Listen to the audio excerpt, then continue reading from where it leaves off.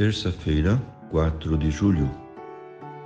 Meu querido irmão, minha querida irmã, estamos entrando na sua vida e muito gostaríamos de entrar no seu coração para aí semear a palavra de Deus, que é sempre a grande orientação para a nossa vida.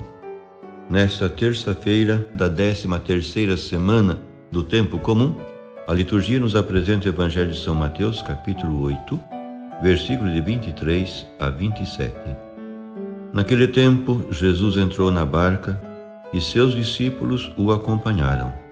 E eis que houve uma grande tempestade no mar, de modo que a barca estava sendo coberta pelas ondas. Jesus, porém, dormia. Os discípulos aproximaram-se e o acordaram, dizendo: Senhor, salva-nos, pois estamos perecendo. Jesus respondeu: Por que tendes tanto medo, homens fracos na fé? Então, levantando-se, ameaçou os ventos e o mar, e fez-se uma grande calmaria. Os homens ficaram admirados e diziam: Quem é este homem, que até os ventos e o mar lhe obedecem? Meu querido irmão, minha querida irmã, o relato da tempestade acalmada que lemos hoje como Evangelho vem intercalado por Mateus numa sessão narrativa de 10 milagres agrupados com fins catequéticos. Jesus quer instruir os seus discípulos, provar a sua fidelidade, sobretudo, arraigar a sua fé nele. Por isso, imediatamente antes de acalmar a tempestade, censura os atemorizados apóstolos. Por que tendes tanto medo, homens fracos na fé? Nesse episódio evangélico, Mateus segue Marcos, mas tem um matiz que lhe é peculiar. A cena liga-se com o tema e a atitude do seguimento de Cristo. Jesus subiu para o barco e os seus discípulos seguiram-no. De repente levantou-se um temporal tão forte que o barco desaparecia entre as ondas. Entretanto, Jesus dormia.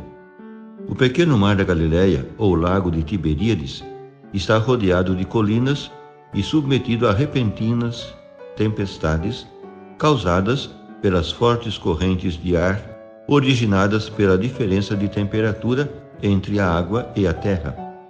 Como nos outros dois evangelistas sinóticos, também em Mateus, o episódio da tempestade precede a cura do endemoniado de Gadara.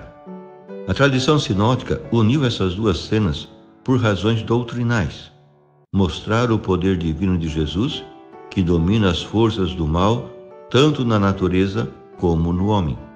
Assim, repõe Cristo no seu estado original a obra criadora de Deus, ameaçada pelos poderes do mal.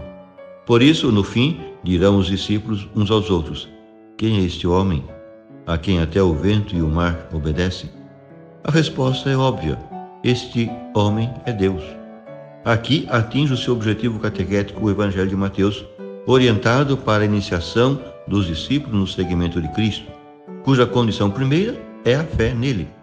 Assim poderão resistir num futuro próximo às tempestades inerentes à vida da comunidade cristã que vive no meio do mundo.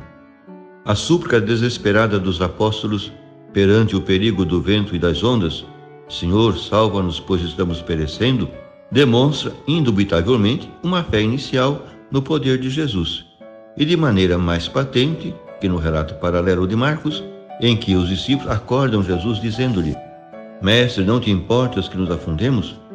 Mas essa fé inicial não era suficiente, madura e forte para vencer o medo mediante uma confiança incondicional. Facilmente podemos transpor a cena para a situação da igreja, tanto das origens, que rapidamente conheceu a perseguição, como a de hoje e de todos os tempos, que caminha para Deus entre cansaços e esperanças. Devido à nossa fé frágil, ficamos nervosos com frequência. Mas Jesus não falta. Ele guia sempre o seu povo, tanto em tempo de tranquilidade como de crise e adversidade. Ele prometeu e ele cumpre o que prometeu. Eu estarei convosco até o fim dos tempos. Por isso, o poder do mal não afundará a barca da igreja. Por fim, rezemos. Nós te bendizemos, Pai nosso, por Cristo teu Filho, Senhor dos elementos e vencedor das forças do mal.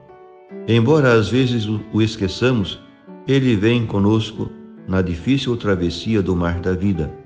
Por que duvidar, homens e mulheres de pouca fé? Hoje queremos renovar nosso seguimento de Cristo. Para isso, renova-nos, Senhor, na audácia da fé.